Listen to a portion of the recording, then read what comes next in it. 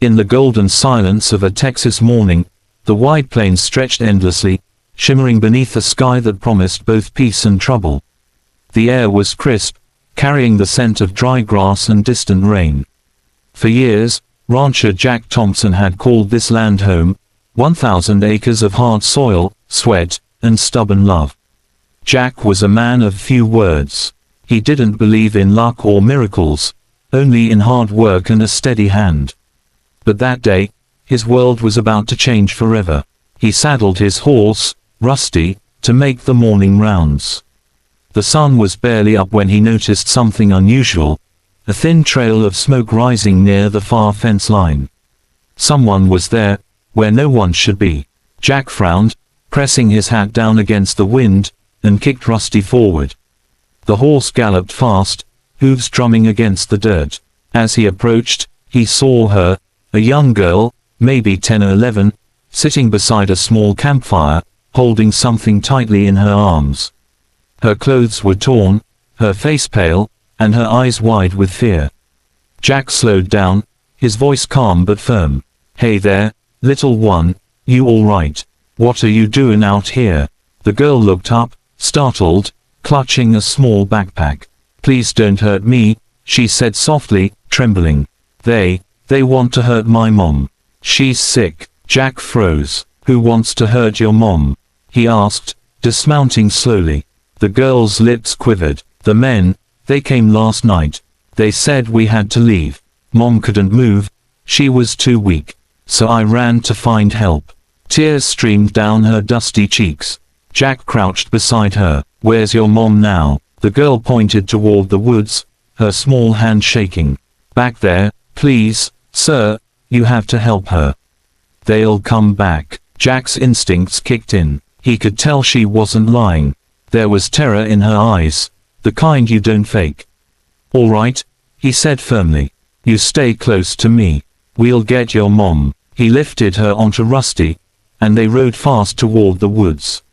The air grew heavier, the silence eerie. When they reached a small clearing, Jack saw a tattered tent and an older woman lying inside, coughing weakly. The woman looked up as they approached. "MIA, she whispered. "You came back." The girl jumped down, rushing to her mother's side. "I found someone, Mom. He's gonna help us." Jack knelt, checking the woman's pulse. She was burning with fever. "You need a doctor," he said. The woman shook her head. "No doctors, please, they'll find us." "Who?" Jack asked. The woman's eyes filled with fear. "The men who took our home. We used to live near the old mines. They said my husband owed them money. When he disappeared, they came for me. Said they'd take the land if I didn't leave." Jack clenched his jaw. He knew those kinds of men, greedy, ruthless. The kind who thought they owned everything. "Well," he said slowly, "you're safe here. No one's gonna touch you or your girl." He helped them onto Rusty and took them back to his ranch. By noon, the girl, MIA, was resting in the guest room, and her mother, Anna, was lying under clean sheets with cold compresses on her forehead. Jack had called his friend, Drive Sanders, from the nearby town. When the doctor arrived, he examined Anna carefully. "She's weak from dehydration and infection," he said. "But she'll pull through with some rest." Jack nodded, his relief visible. But deep down, he knew this wasn't over. That night, as the sun dipped behind the hills, Jack sat on his porch, staring out at the dark horizon. The wind carried distant sounds, the faint hum of engines, maybe. His gut told him trouble was coming. Inside, MIA stepped quietly onto the porch. "Mr. Jack," she said softly. He turned. "You should be asleep, kid." She hesitated. "I can't sleep. I keep seeing their faces." Jack sighed, leaning back. "You don't have to worry about them anymore." But MIA shook her head. "They'll come. They always do." He looked at her, that small, scared child trying to be brave. Something stirred in him, something he hadn't felt in years. He had no family of his own, his wife had died long ago, and the ranch had been his only companion since. But now, suddenly, he felt protective in a way that surprised even him. You let me worry about them, he said firmly. You just take care of your mom. The next morning, his fears were confirmed. Tire tracks in the dirt, near the north fence. Boot prints. Someone had been watching. Jack grabbed his rifle and rode out. Near the ridge, he saw 3 trucks parked by the old windmill. Men in black jackets stood beside them, tough, broad-shouldered, and armed. Their leader, a man with a scar down his cheek, turned as Jack approached. Well, he drawled. If it ain't Jack Thompson. Heard you've got some guests. Jack didn't flinch. You mean a sick woman and her little girl? Yeah, I took them in. What's it to you? The man grinned, showing gold teeth.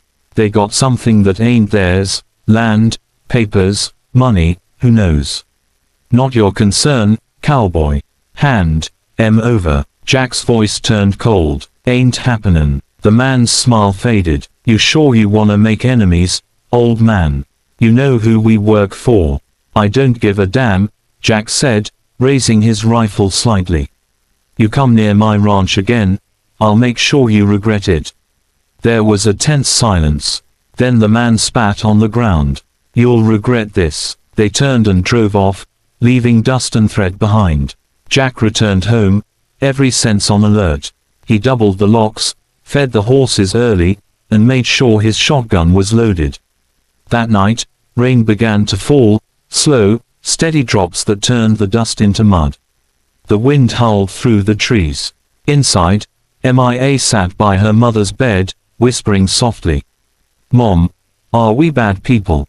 Anna smiled weakly. No, sweetheart, we just crossed paths with the wrong ones. Jack stood at the door, listening. His heart ached. He'd seen too much injustice in his life, and he wasn't about to let it win again. Around midnight, the dogs began to bark. Headlights flashed in the distance. Jack rushed to the window. Damn it, he muttered. He grabbed his coat and gun. Stay inside, he shouted. 3 trucks pulled up to the front gate. Men poured out, yelling. Come out, Thompson, we just want the woman. Jack stepped onto the porch, rain soaking his hat. You picked the wrong night, boys. One man raised his weapon, but before he could shoot, Jack fired a warning shot into the air. Next one goes through your engine, he barked. They hesitated. Lightning flashed, illuminating their faces, a mix of anger and fear.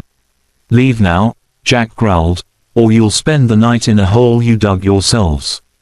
The scar-faced man glared. You're gonna pay for this. Maybe, Jack said, but not today. The men backed off, cursing as they retreated into their trucks and roared away into the night. Jack stood there for a long time, the storm pouring down around him.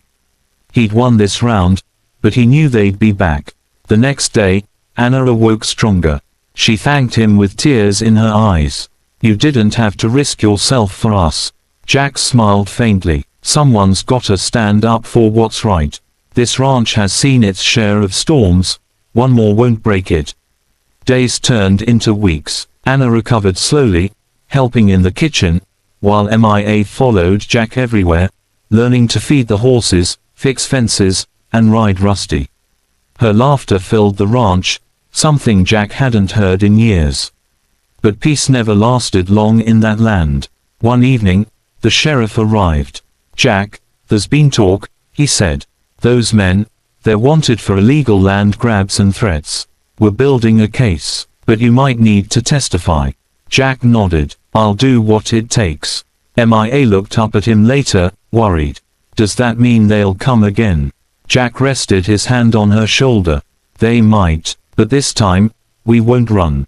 Weeks later, in the county courthouse, Jack stood beside Anna and Mia. The men who had terrorized them were finally arrested, their empire built on lies, threats, and stolen land crumbling in front of everyone. After the verdict, the scar-faced man looked at Jack one last time. You'll regret crossing me. Jack met his gaze coldly. Maybe, but I'll sleep fine tonight.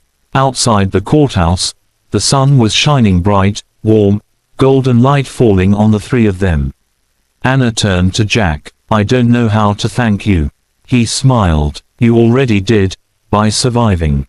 MIA ran ahead, laughing, chasing butterflies in the field beside the road.